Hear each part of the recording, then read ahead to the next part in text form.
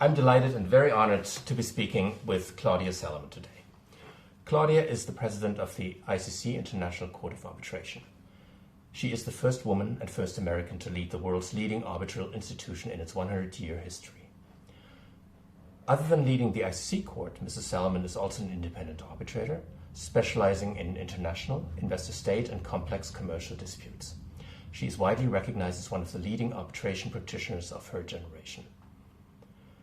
She was formerly a partner and global co-chair of Latham and Watkins international arbitration practice, where she was engaged in some of the most complex and significant disputes. She has acted as arbitrator and counsel in arbitrations around the globe, under all of the major arbitral rules governed by common law and civil law. Claudia, welcome to the podcast. Great, thank you so much for having me. I'd like to start with a long-term perspective. When I prepared for this podcast, I learned that the International Chamber of Commerce, the ICC, was founded in 1919 by a group of people who called themselves the Merchants of Peace. And the ICC Court was established shortly thereafter. And the core idea behind the ICC was the promotion of international trade could help prevent conflict. And a similar optimism resurfaced perhaps more recently in the 1990s during a second wave of globalization. For example, when Thomas Friedman expressed the observation that no two countries with a McDonald's franchise had ever gone to war with one another. Now, more recent history has shown the limits of that vision, but it continues to be a very powerful and profound idea. And against this backdrop, Claudia, how do you see the ICC Court's role today? I would say that the mission and vision of the founders of ICC is as important now as it was in 1919. The studies and data show from studies from the World Bank, from OECD, from Asia Development Bank, that trade does have an impact on reducing the likelihood of war. And while there are certainly exceptions, and we see war breaking out more when there are neighboring countries, the arc of history does demonstrate that trade has a profound impact on promoting peace. And so we continue to have that vision. Additionally, we know that trade can result in increase of peace and prosperity, and the focus on access to justice and the rule of law also results in economic prosperity. And so that also remains our core mission. Thank you. Now, you stepped into the leadership role of the ICC Court 5 years ago in 2021 and oversaw its 100th anniversary in 2023. And at the top of your agenda, as I understand it, were a client-centric mindset, diversity, efficiency, and modernization. How do you reflect on your 5 years as president? What are you most proud of having achieved? Well, certainly the most recent milestone for the ICC is the launch of the 2026 arbitration rules. And I think the core focus of being client-centric and having international arbitration with a client mindset is permeating every aspect of the new rules in terms of focus on greater efficiency, a focus on clarity in terminology, and also in setting out some of the elements that had been previously in notes or were things that people might have understood, and also giving the global business community more tools to use to reach the resolution of their disputes. And I know we can talk more about the rules. But I would say that that is certainly a major milestone for the rules, major milestone for the court. I would say that I'm really proud of what was accomplished and launched in my very first week as president of the court, which was the launch of the task force on disability inclusion and international arbitration. And the task force then issued a really, really valuable guide on techniques that can be used to ensure disability inclusion in international arbitration, and that's something that was really the first of its kind, and I think changed the conversation about diversity to be so much broader than what had been in the past. Great, yeah. And in the same context of your the 5 years of your leadership, what has been more perhaps difficult than you imagined at the time? Well, we definitely had an objective to try to gather data around race and ethnic diversity in ICC arbitrations, because that has certainly been part of the conversation around diversity broadly defined. But that really turned out to be an incredible challenge because of the laws in France that just absolutely prohibit the collection of that type of information.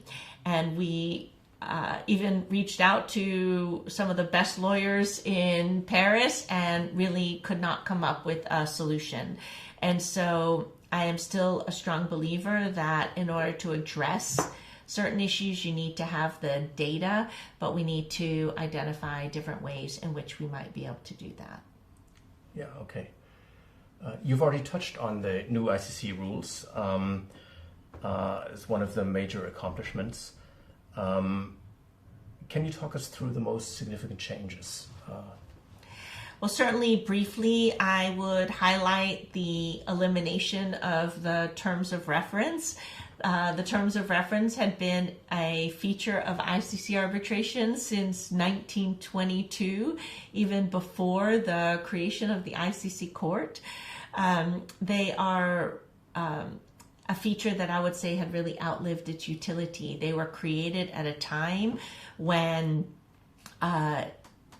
in certain jurisdictions, agreements to arbitrate future disputes or agreements regarding how future disputes would be handled were not recognized as enforceable. And so there really was a need to have a terms of reference defining what was the scope of a tribunal's jurisdiction when the parties had agreed to arbitrate their disputes. Now, of course, most agreements to arbitrate are set out in a contract long before a dispute arises. And so I really do believe that this is going to result in greater efficiency. It does place a greater emphasis on the case management conference because that is now a cutoff for new claims and defenses absent permission from the tribunal. What we know from the expedited procedures, which have been around since 2017, which do not have the terms of reference as a mandatory feature. The sky has not fallen, and when parties see the terms of reference as a valuable case management technique, then the tribunal and parties will sign that. Other major changes include the elimination of a default time limit. And now the time limit for the issuance of an award is set by the president of the tribunal based on the procedural timetable of the case. I think another kind of major change I would highlight is also the requirement that parties provide information about the relevant entities and individuals that they consider the arbitrator should take into account when making their disclosures. This is designed actually to make it easier for arbitrators, and it doesn't shift the burden on arbitrators to disclose, but it is designed for the parties to assist in that respect. But we've made it very clear in the rules, elevating provisions that had previously been in the note to arbitrators and parties, that when in doubt, an arbitrator should disclose. And we also expressly stated that a disclosure does not in and of itself mean there is a conflict. Thank you. You've already touched on diversity as one of your key initiatives. And just anecdotally, I remember when I started doing expert work in international arbitration almost 20 years ago. After some of my first hearings, I remember coming home and telling my wife about the absolute absence of any kind of diversity, perhaps geographical, but beyond that, there was no diversity whatsoever. Whereas nowadays, my colleagues and I testify in front of majority female, sometimes all female tribunals. It's not that rare. And I see the same in the statistics published by the ICC Court. So there is a very encouraging trajectory. I'm not suggesting there is gender parity yet, and some of the issues may stem, as I understand it, more from the appointments by the parties rather than the institution. But it is an encouraging trajectory, it seems to me. Can you talk about your thinking on that? So it turns out that the ICC Court only makes about 25% of the appointments of arbitrators in ICC cases year on year. And so we have seen really phenomenal women arbitrators, and the percentage of women who are being appointed when the ICC makes the appointment is really strong. And we see that now across other arbitral institutions as well. But as you just noted, the real issue is when the parties make the nomination or when the co-arbitrators nominate the president of the tribunal, often with input from the parties. And so if we're going to see real change, it's going to have to take all of us. So one of the things we have done is in our modeled letters to parties and arbitrators, encouraging everyone to consider diversity broadly defined when making those nominations. But I would really emphasize that we are never, ever, ever making an appointment because of diversity. We are always having to identify the best person for the job. But what that means is making sure that we are really thinking broadly about who the best person might be. And depending on the case, it might not be the person who has the longest credential statement. And of course, the ICC Court does make appointments of arbitrators who are getting their first appointment. And in appropriate cases, we can see someone who has the relevant experience, the relevant industry background, but because of their work as counsel or maybe as arbitrator or with another institution, we think they are able to handle it and the right person. Thank you. Now, just in the last few years, as part of the culture wars in some part of the world, there's been some kind of backlash against the idea of promoting diversity and equity. Does that affect the trajectory in your mind? Well, certainly at the ICC Court, we are not making any changes because, as I've just emphasized, we're always focused on ensuring we are appointing the best person for the role.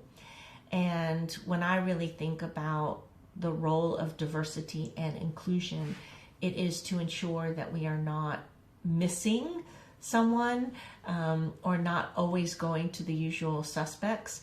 And what has really happened in recent years is we have really seen phenomenal and highly experienced women arbitrators from around the world. And so, echoing your experience, we now have great candidates to choose from. Great, yeah.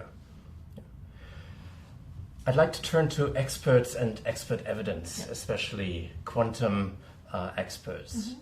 And just for context, in 2024, the average amount in ICC cases, the average amount of dispute in ICC cases was just over 200 million USD. So quantum matters. At the same time, expert evidence, often duplicate, can be a major driver of cost. And you mentioned efficiency. previously as one of the core concerns of many engaged in arbitration. I observed that in many high-value cases, the very technical corporate finance questions, quantum questions, can sometimes feel underexplored. Say quantum is on the last day of the hearing, the last afternoon, someone in a rush, even though it may be very much central to the dispute. And some of the technical corporate finance matters may not be in the core area of the expertise of the members of the tribunal either. And I think sometimes the sense of being rushed can lead to mistakes. Just as a thought experiment, I could envisage that if one day advanced AI were to review all quantum awards or all sections in awards that deal with quantum with all the information in the arbitration, they might find a very large number of mistakes and issues in the application of the theory of corporate finance and matters of logic, things that currently go undetected, or perhaps if they are detected, there is no mechanism to address them in some cases subsequently. So I'd like to get your view on the balance between efficiency gains and that might be concerned it could come at the expense of decision quality, for example, in terms of quantum. What are your thoughts on that? From my perspective, I don't think a focus on efficiency is a cause or linked to a sense that if parties feel this, or if you feel this, that the tribunals are not addressing damages issues properly. So I don't think it's efficiency that is the root issue. I think the reason that issues around damages may be rushed or may not be addressed properly really stem from the fact that oftentimes the damages experts or experts in general are speaking past one another like ships passing in the night. And so I really believe, and I've spoken about this and written about this, that it is actually so much more efficient if the parties and the arbitrators really grapple with what are the issues to be decided and really then ensure that the parties and the experts are really addressing the particular issues. So this can be then a focus on the issues to be decided and decision trees to see where then the experts are potentially veering off. And if that is dealt with early on, then I believe the arbitration process will actually be much more efficient. It's, one of the interesting things I learned, experience when I was still counsel dealing with cases involving patent issues, really came from a technique that my partners in the patent litigation practice use regularly in the courts, which was to have a session with the judges explaining the technology very early on to make sure everybody was on the same page. And I think those types of steps in a arbitration can be incredibly valuable and make the arbitration process so much more efficient, not just in a technology context, but also in complex damages issues. Okay, yeah. Like a teach-in, for example. Exactly. Would it also be an idea to make more use perhaps of tribunal-appointed experts? So when I was counsel, I was never a huge fan, and we do not see parties and arbitrators really using that. In my personal experience, it can often add additional layers, and when there are tribunal-appointed experts, then oftentimes each side feels they need to then have an expert, and then the real question is, are they arguing to the expert, or how is that then enabling the tribunal to really fulfill their own function of decision making rather than just relying on the expert who is not a fourth arbitrator. So I don't necessarily see that as a solution. Okay. Could it be a solution to have a fourth arbitrator with corporate finance or accounting background? Well, I certainly certainly would not be advocating for that. I really think it's incumbent upon the arbitrators to have the requisite attention to these issues. And it is, and I will emphasize this, incumbent on the parties and the experts to properly educate the tribunal and to properly challenge the other side's expert testimony.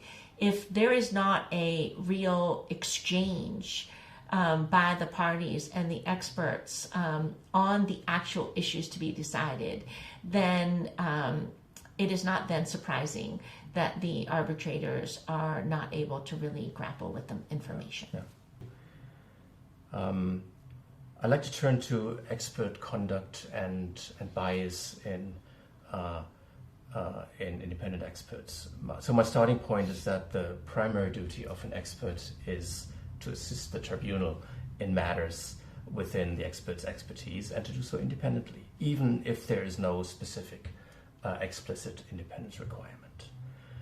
And I think it's also fair to say that there's a long-standing tension between party-appointed experts, that they're expected to be dependent, yet often perceived as very much aligned, sometimes in extreme ways, with the party that appoints them.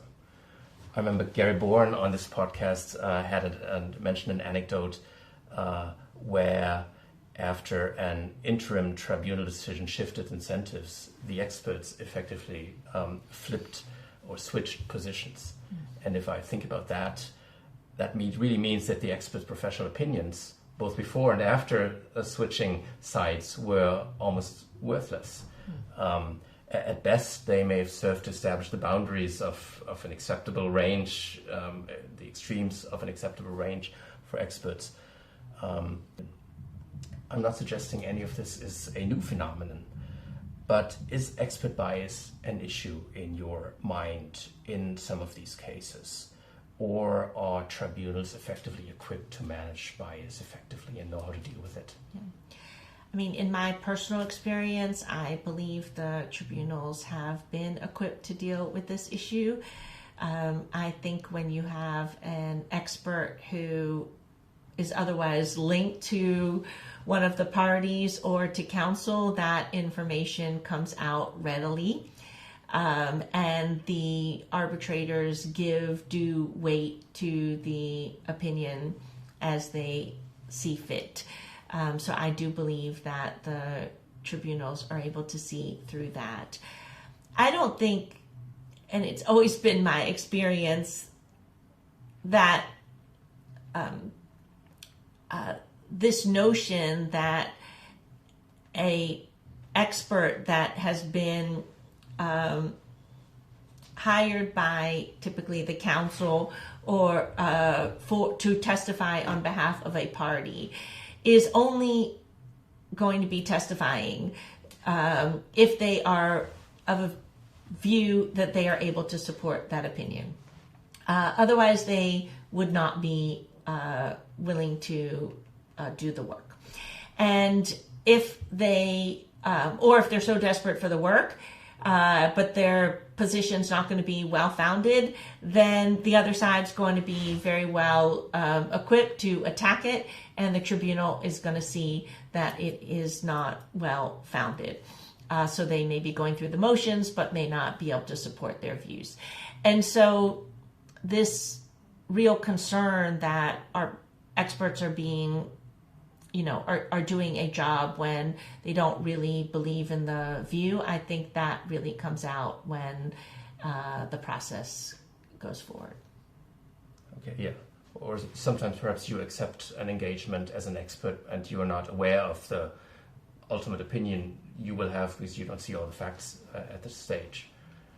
And so you're being pushed. Some experts are being pushed into taking positions, and end up that may be the way they end up in these extremes sometimes. Maybe that's the case. I mean, then it is incumbent on the expert to assess for themselves whether they're able to make that opinion or not. Yeah. Do you have any advice for quantum experts who how to deal with bias, perhaps extreme bias of an opposing expert? I think the most important thing for an expert is to stay focused on the actual issues. And at the end of the day, the tribunal has to issue a reasoned decision.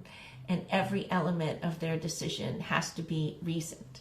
And so for the expert who is confronted with another expert who is expressing views that are unfounded, then it is really incumbent on that expert to then help the tribunal see where the opinions are not properly reasoned and not properly founded and what the holes are, and stick with those key elements rather than engaging in all the other aspects of what they may feel or perceive. But the job of the expert, in my view, is to really assist the tribunal in reaching that decision. And so if the expert really sticks with the focus on how their opposing expert opinion is lacking, that will, in a very concrete way, that's going to be the most effective way to do the job. Great, thank you. Yeah. In the same context of expert work, and given that one of the 3Gs of the ICC's role is that of guardian of the integrity of the process, and further that the ICC Court has the ability to formalize rules, could I run a rapid round of ideas past you and get your brief take on them, or you could elaborate if you'd like as well. Could it make sense to introduce formal independence requirements for experts in rules of arbitral institutions, just to remove any and all ambiguity? I think that's an interesting idea. I looked back recently, and of course the IBA rules on submission of evidence expressly provide that an expert must be independent. And we had some discussions in the rules revision process about whether kind of ethical rules or conduct of parties and counsel should be in the rules themselves. And there was a resounding, strong view that the rules of arbitration were not the place for that. And so I don't anticipate that the ICC would make any steps in the near future toward that. Yeah. Could there be or should there be guidance for tribunals as to how to deal with party-appointed expert evidence? Again, I'd be interested to know what kind of guidance you have in mind. If this is something that maybe the ICC Commission on Arbitration and ADR would want to take up in a task force, that's something to think about in the future. I know that the ICC Institute on World Business Law recently had the annual symposium on damages, and certainly there was a lot of discussion on how to handle various aspects of quantum issues, and I know those the papers and discussion during the conference was also published or will be published soon. Thank you. So one other idea, drawing on game theory, is that tribunals could announce at the outset of a process that they will tend to adopt in part or even in full the position of the expert who demonstrates less bias. Is that something that you've seen in practice or that could work in practice? Look, when we are scrutinizing draft awards, sometimes we see sentences that say, I've considered the expert testimony from the claimant, and I've considered the expert testimony of the respondent, and I find the respondent's expert more persuasive. And that's it. And our typical comment to the tribunal in such a situation is to invite the tribunal to explain why. Why do you find one expert's testimony to be more persuasive than the other? What we're really focused on is ensuring that the tribunal's award is reasoned, and if they're relying on expert testimony, regardless of what kind of testimony that is, the tribunal has to explain the reasons why they are relying on that testimony. And if in fact they find that one expert is less independent or is exhibiting bias, then they're going to explain the reasons why the credibility of that expert is not strong, and why then the grounds for the opinion from that expert is also not persuasive. Yeah. I think one of the ideas here might be that it might change the expert behavior if there's an announcement at the beginning that the expert who exhibits less bias is overweight in the perception and the consideration of the tribunal. That might move them. I think the idea might be that might move them closer together in their positions. I really don't see that this issue is what is at the core of ensuring that the arbitration award is reasoned and thus enforceable, which is what really is our focus. When we're talking about bias of experts, we've got to be looking at, is there some linkage between the expert and the party or the counsel, or is there otherwise just somebody who's doesn't have good reasons for their opinion, and therefore is going through the motion but not actually assisting the tribunal in any way. And so I would rather that we be focusing on techniques for ensuring that the core issues that really need to be addressed in analyzing quantum issues are given the proper attention, that the tribunal has what it needs from both parties in order to address the issues.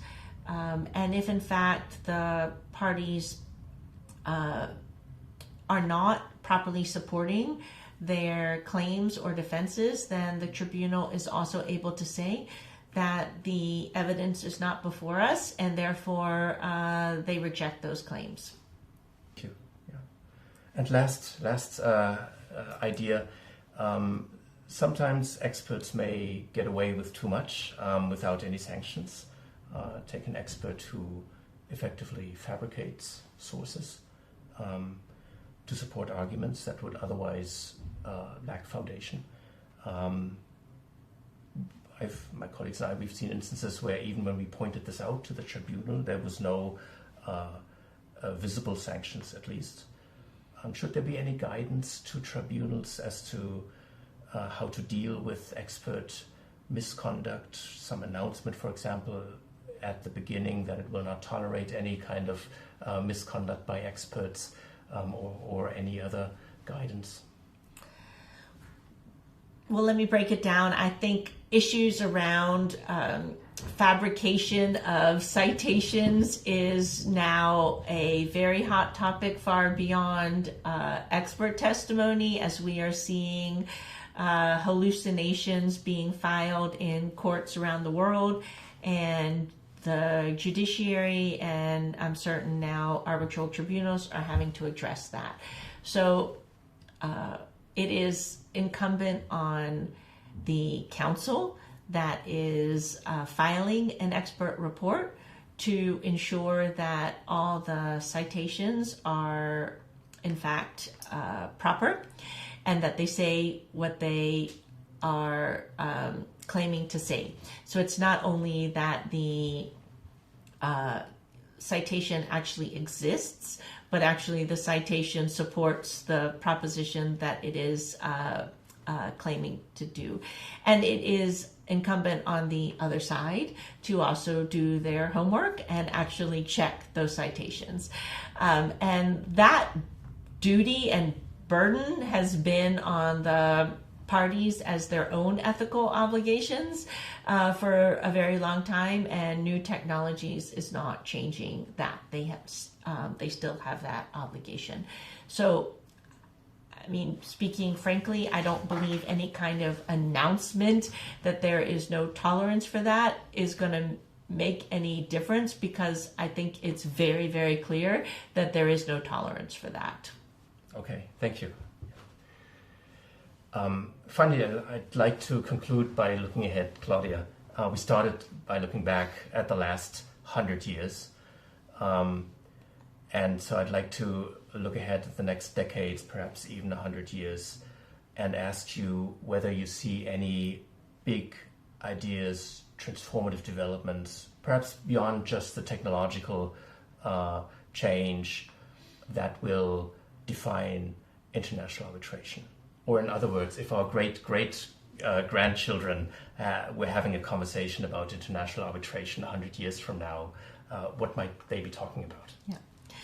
So we definitely had to think about the future during the centenary of 2023, as we were looking back at the previous 100 years to also say what would be the future of dispute resolution and prevention.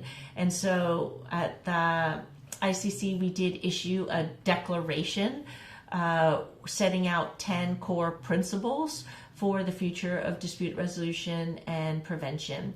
And they have really been important touchstones as we have been thinking about new initiatives to assess whether those initiatives fit within those core 10 principles.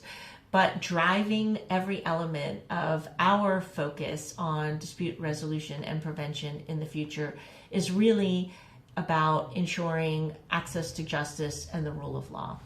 And when I think about what does the ICC Court do, we do administer arbitrations, but that happens to be the way in which we actually provide avenues of recourse, how we actually are focused on access to justice and the rule of law. So when I think about what will arbitration look like in the future, what I'm really thinking about is how will the ICC and how will anyone in this community be providing avenues of recourse, access to justice in the future. It might be international arbitration, but there might be a lot of other tools that can be available. What I think various futurists have imagined is whether there would be some sort of supranational system, because currently international arbitration is completely intertwined with the courts. While parties choose to go to arbitration when they don't want to be in one party's national courts or the other, the enforceability of an arbitral award is still completely tied to the courts. The contracts in almost every case are still linked to a national law, and for the most part, the place of arbitration still really determines the lex arbitri and the and many other elements.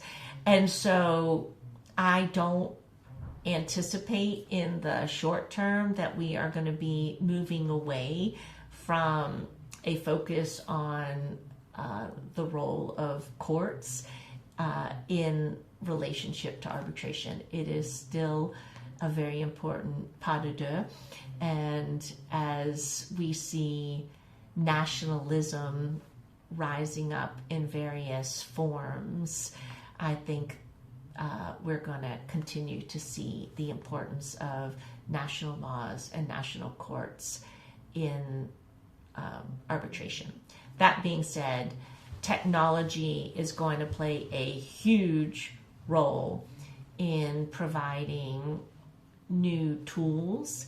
And the interesting question is just going to be, what is that trade-off that parties are willing to have when it comes to justice and decision-making? How much do parties, or how much are parties willing to have data-driven decision-making versus human assessment of their individual situation to provide procedural justice and substantive justice? That's wonderful. Thank you so much for joining us today, Claudia. Thank you very much.